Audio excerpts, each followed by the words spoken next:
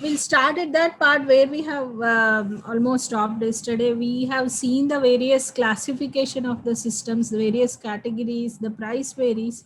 But the more important point that we see here is that the design issues of various categories of systems do vary. Right. So why should we worry about design issues being a computer architect?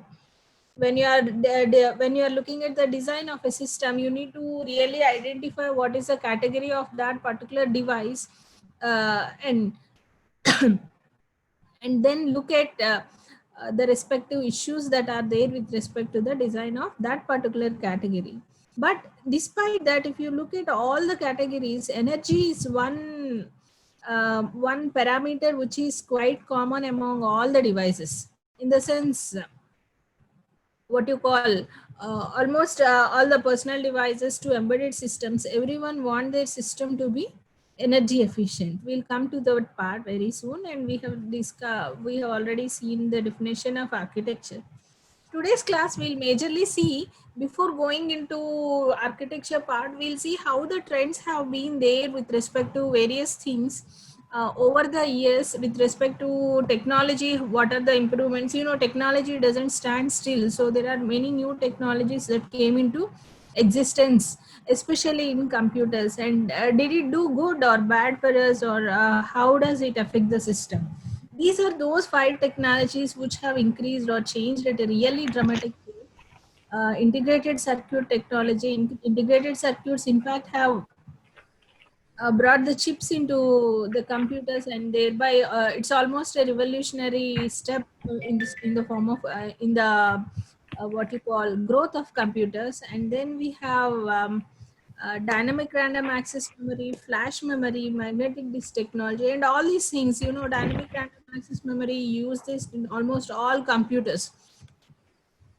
And the flash memory, your personal mobile devices, you take any personal mobile device, it runs on this particular memory. Magnetic disk technology, when you move to servers and large scale clusters and warehouse scale computers, we use magnetic disk technology. And how does they run, or how do they evolved over the years? So one major feature that have changed in over the years is the feature size. What is the feature size? Feature size is especially that refers to the chip size that we have from right from the beginning. And if you see here, the chip size have, or the feature size have decreased from 10 micrometers to 0.09 micrometers, which is almost more than 100%. And there is an average annual increase in the performance of all these things. The transistor density is increased. Transistor density is basically the number of transistors that you keep on a chip. The more the number of transistors on the chip, the more the functionality that you will have on the system, because you'll have more number of switches, or sorry, you'll have more number of transistors, you'll have more number of switching from 0 to 1 or 1 to 0, more amount of functionality, more amount of computing, thereby more amount of performance on the system. So chip area also increase. The more the chip area, the more number of transistors you can accommodate on the chip. And the transistors per chip have increased. The CPU clock rate has increased. The DRAM capacity, hard disk capacity, everything has. And thereby this leads to the Moore's law, which says that the number of transistors per chip doubles almost every 18 months. In the sense, the capacity of the transistors will be increasing for every 18 months. Then, so these are those five important technologies. And if you see here, in the IC logic technology, that is the integrated circuits, the density, transistor density has increased by 35% per every year. And also the die size has increased 10 to 20%. Both the transistor density and the die size put together have resulted a very much lot of growth in that particular technology. Thereby overall growth in the transistor have increased from 40 to 55%. And then comes the DRAM, dynamic RAM. Dynamic RAM is then the one that is there in your processor, which you use to access data. and the speed or the performance of that have increased from 25 to 40%. Flash memory 50 to 60% per year, and the amount of flash memory that you can carry in your lab, not on your laptop, in a simple flash drive. So the capacity has increased gradually. Earlier, when we used to have pen drives, having a 512 MB capacity is a very great matter at that point. And what is the flash drive capacity that you have now? Very easily. How much can you get right now? 64 to even 1 TB. Pardon? Even 1 TB micro 1 SD is TB. also. 1 TB Yeah. also. Even 1 TB is of a very easily accessible flash memory, isn't it? And compared to flash memory, magnetic disk technology, where do you use this technology? Generally in the Hard disk. hard disk, right? So the capacity and the density of the density in the sense basically how which relates to your capacity, how much it can accommodate it. It has increased from 30% to 60% in 1990s, and when it comes to 96 it has almost increased to 100%. You can have a look at the graphs that are given in your textbook to get an idea. And at one point after 2004 or from 2004 it came, in fact, the performance has come down by 40%. What do you mean by the performance coming down by 40%? It doesn't mean that the capacity has decreased. These are generally the increase of the performances or the capacities that we are talking on an average, the average annual increase. So when it says the performance was decreased by 40%, it means that in the next 2 to 3 years, there was no performance at all. Or in the sense, there is no increase in performance or no increase in density, and hence we are representing it in a negative figure. Network technology, we will not much focus on that, being focusing more on computer architecture, but basically the performance of that depends on the performance of how the transmission system works and all. So that when it comes to technology, those are the various trends that are there, and then we being computer architects will focus more on performance. When do you say your system is performing well? When do you say your what you call your program is performing well? How do you decide the performance of your system? Based on execution time or throughput? True. Correct. Based on execution time, or what you are calling as throughput. What is throughput?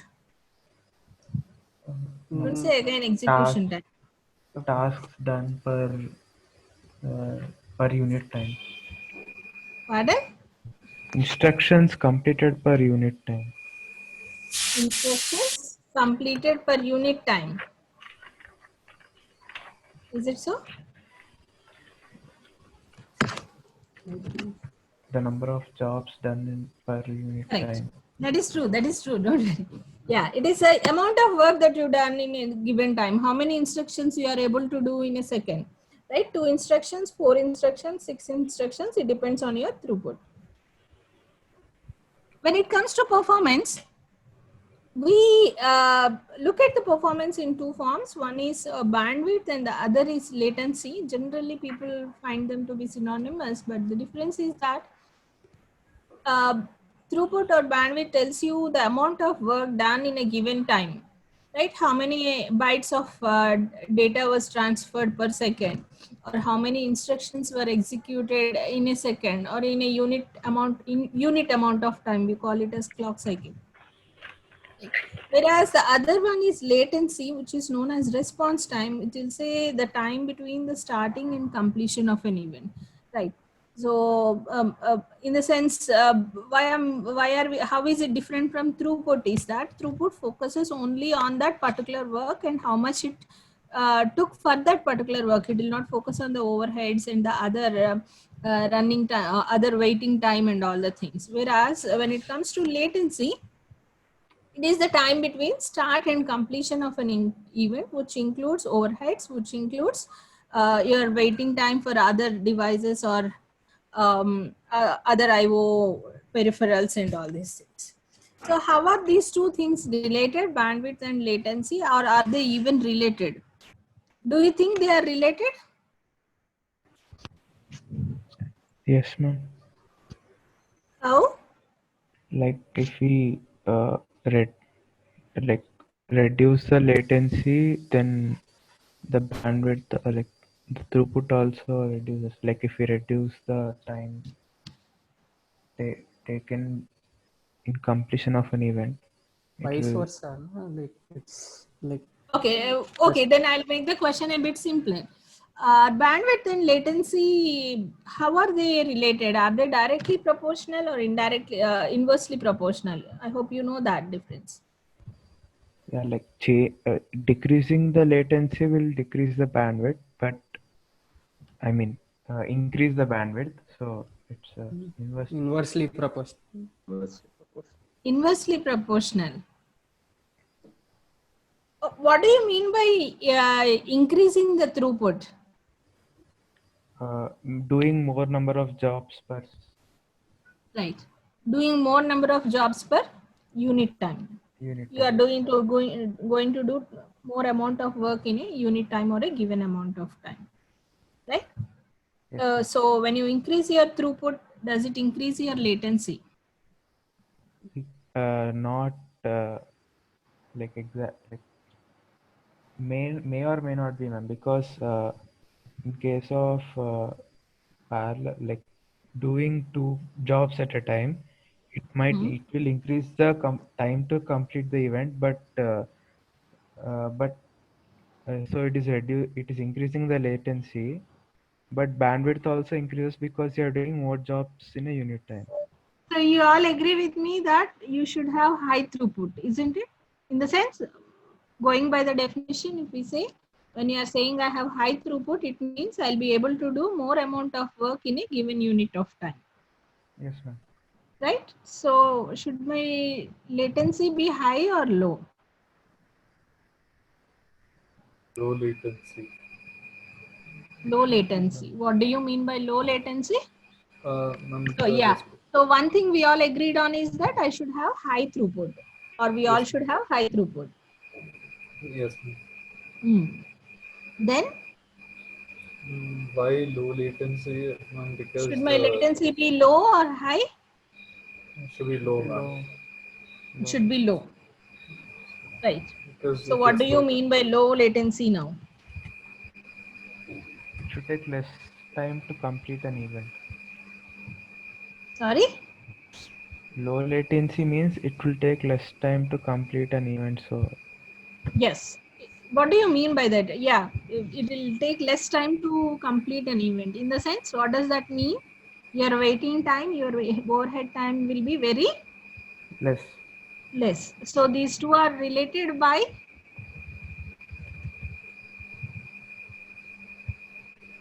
Inversely, or are these two independent factors? they depend on each other. There is a sort of dependency, but as someone pointed out, it also depends on other parameters. But Yes. looking at the trends of how bandwidth and latency have increased over the period of time is that bandwidth grows by at least the square of the improvement in the latency. How much our latency that you have, that much square growth will be there in the bandwidth. You look at the graph that was there in your textbook, that will give you an idea of how the bandwidth and latencies of the systems have increased over the time. That is with respect to performance trends, and then we have power and energy trends. Have you seen the video of power and energy by Balsubramanian? Yes, ma'am. Yes. Yes, ma'am. No. Yes, ma'am.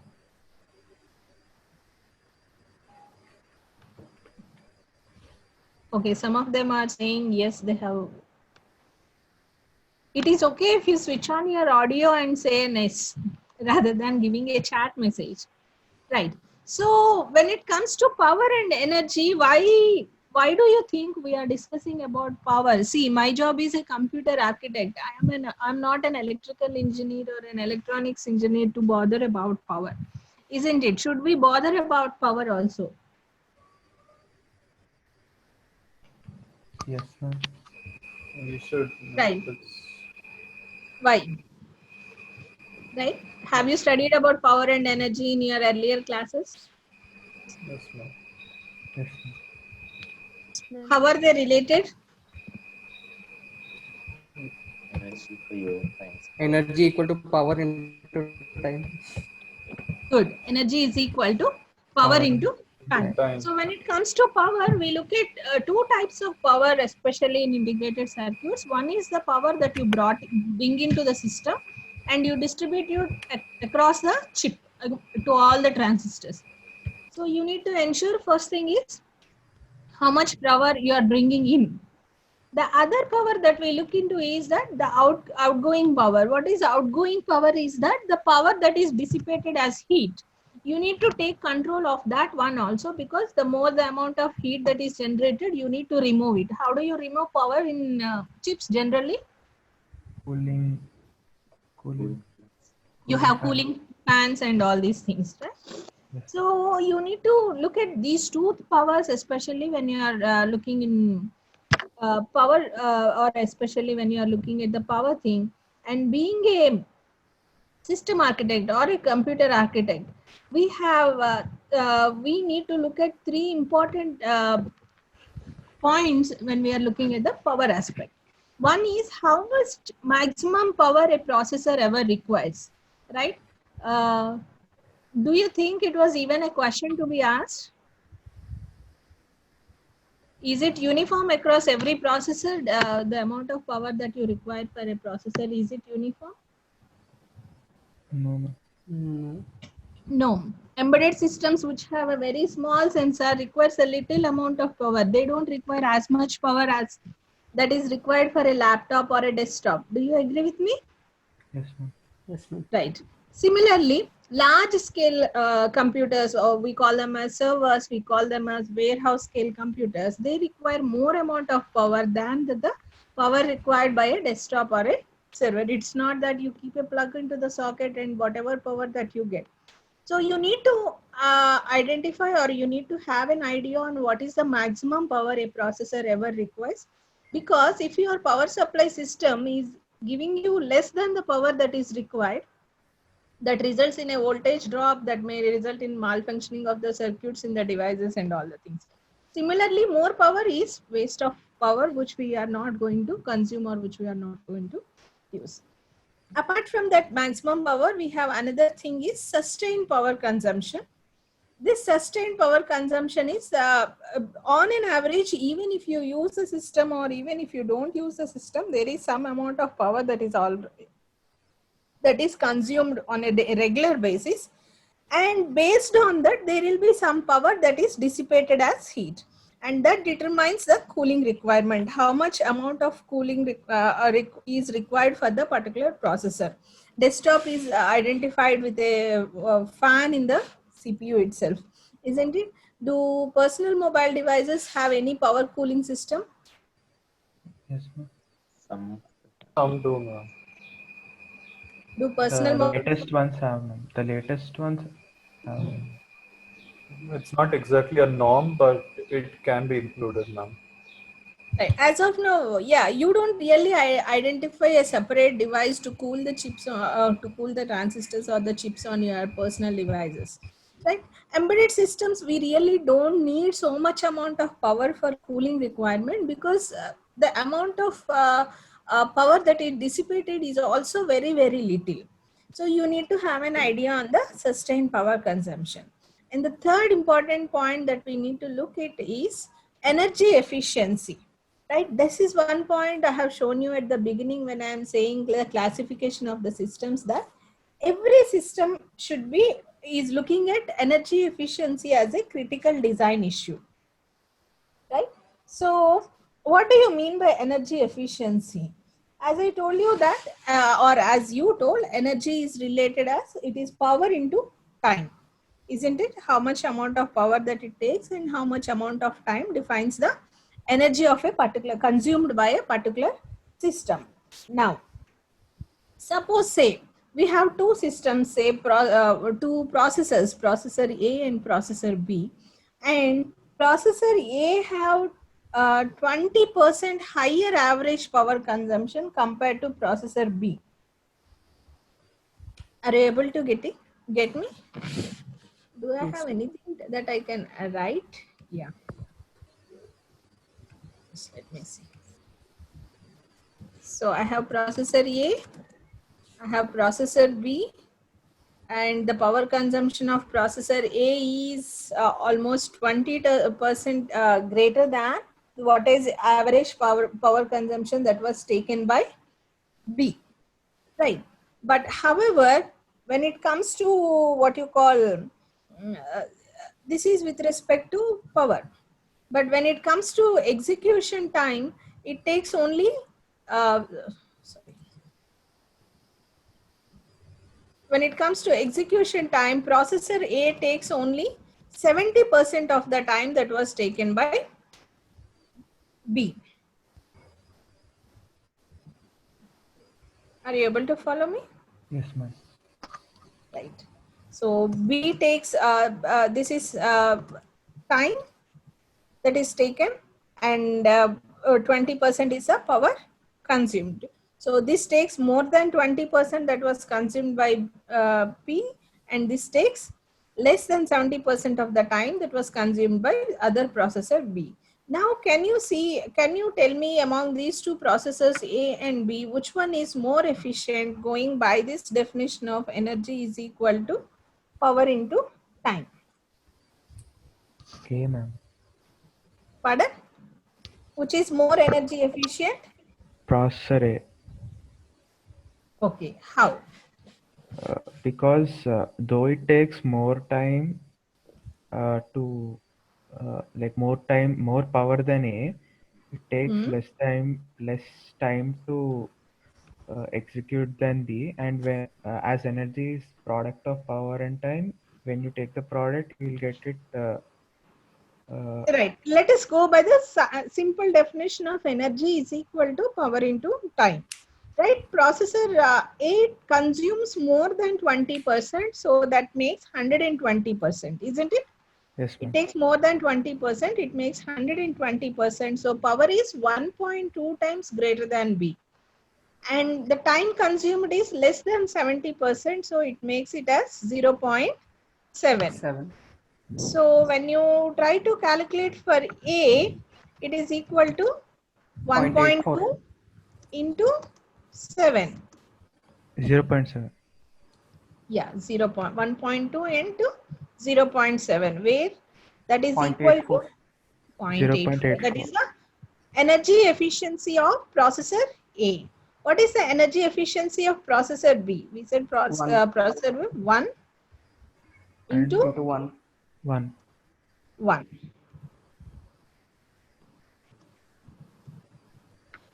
So processor 1. A takes 0.84% of energy. Oh, sorry. Whereas processor B is taking almost 0.16% more amount of energy compared to processor A. B. Sorry, processor A. So actually the point that I want to bring to your notice here is that although processor A takes more power, see, in our example, processor A takes more power, but still processor A is only energy efficient because the time that was consumed to do the respective work is less in processor A. Now, why am I discussing about all this energy efficiency and power? Being a computer architect is that the amount of power that will be taken by the system will not be under our control being a computer architect, because we design a system by taking number of components that are there on the off shelf, right? We use the circuits that are there already available in the market. We just take them, assemble them, and we try to use them. So the amount of power that was consumed by those circuits will be already decided, and we don't have a control over increasing or improving the power consumption of the respective device. But then what is it that we have in our control is the amount of time that a particular system takes to do a particular task will be under our control. We can use some efficient techniques, we can use some pipelining techniques, we can use some techniques which we'll be seeing in the coming chapters to basically understand to basically bring down the execution time of a particular system, thereby making it more energy efficient. Right?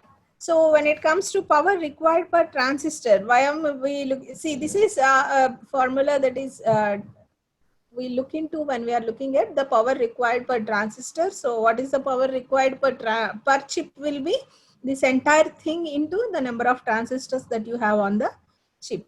So it is the capacitive load of the transistor. What is the capacitive load of the transistor is that the load that it takes to switch from 1 to 0 and 0 to 1, or the other way, 0 to 1 and then 1 to 0. We only look at one transition. That is the reason we keep it 1 by 2 into capacity load into voltage square, the amount of voltage that is consumed by the particular transistor, into how many times it will be switching from will it be switching from 1 to 0 or 0 to 1. How many ever times that it switches, that many times will be the dynamic power. And if you have seen the video, apart from the dynamic power, there is also another power that we will be counting as part of the total power consumption. What is that? Leakage power. Leakage power. So what is this leakage power? The energy which is Dissipated as heat or something. heat. I am Heat expecting that you all have gone through that video. Yes. Irrespective of whatever be the power consumed, whenever there is a transition, there will be some power that will be automatically leaked, and that depends on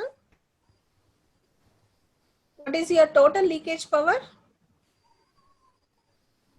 It depends on how many ever transistors, because every transistor switches from 0 to 1 and 1 to 0 or the other way around. And whenever there is a transition, there will be some power that is dropped or leaked, isn't it? Yes, ma'am. So that will also decide your total power that is consumed by the system.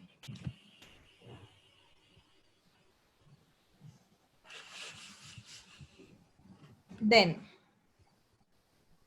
so what is it that, forget about that annotated part.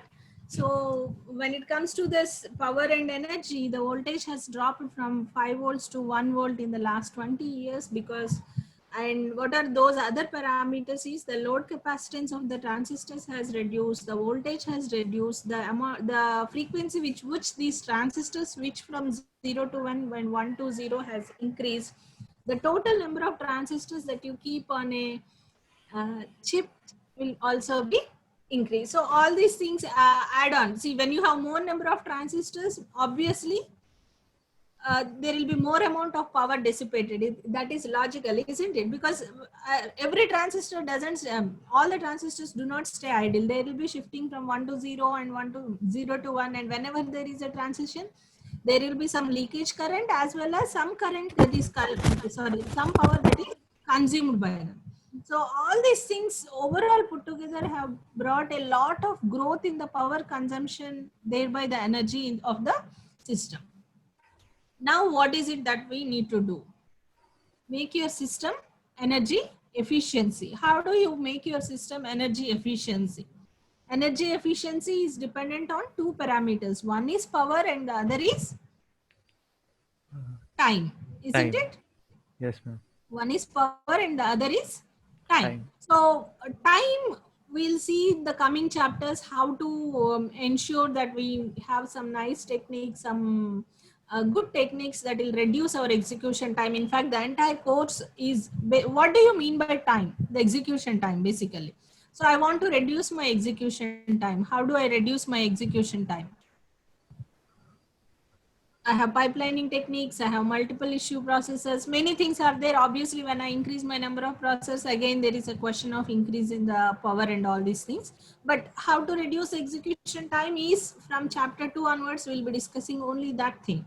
How to reduce the other parameter, that is Power. reduce the power consumption. Can you reduce the power consumption?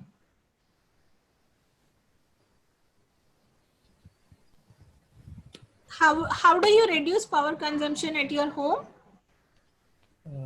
By switching off the I appliance can battery.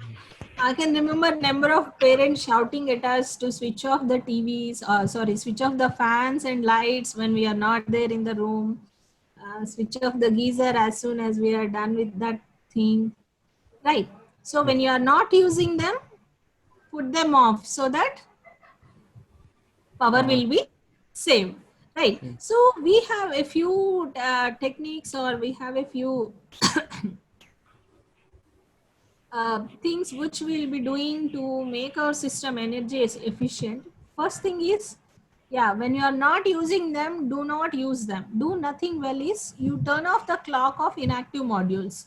When a particular module is not being used, you turn off the clock, thereby making the power consumption of, thereby reducing the power consumption of that particular module. The other thing is dynamic voltage frequency scaling is a technique that was used where uh, during the low activity period, see when a system is in hibernation or when a system is in suspend state, you don't need to operate at the highest frequencies and voltages. So there is a low activity period where you'll be able to give, the system consumes power, but it is relatively less than the average power consumption of the system. And then you design for typical cases. For example, our personal mobile devices, if you look at these things, they have a energy saving option, isn't it? Have you seen that energy saving option in your mobile devices? Yes, ma'am.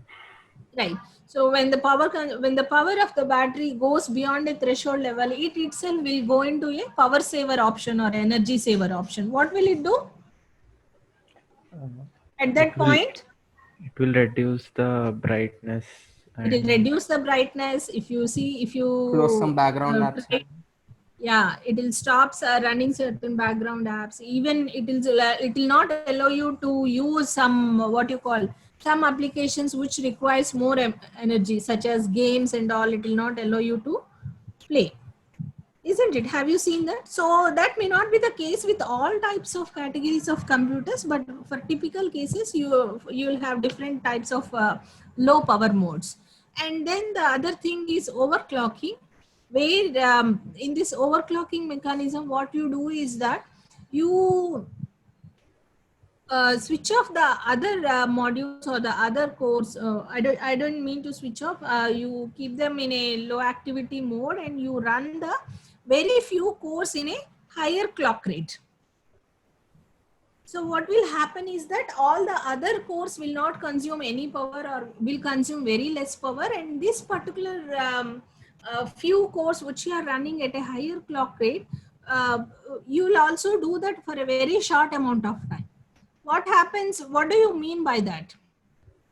This will slowly shift to the other parameter known as Amdahl's law, where in the entire execution time of your program, for a very short fraction of duration, what you do is that you increase the speed of the processor, you do some enhancement in the program execution such that overall you will get a efficiency, and the efficiency in terms of performance, efficiency in terms of energy also. Then, okay, these are something we already discussed. The next thing is trends in cost, where when it comes to trends in cost, how does cost, or what are those parameters that affected the cost of a system?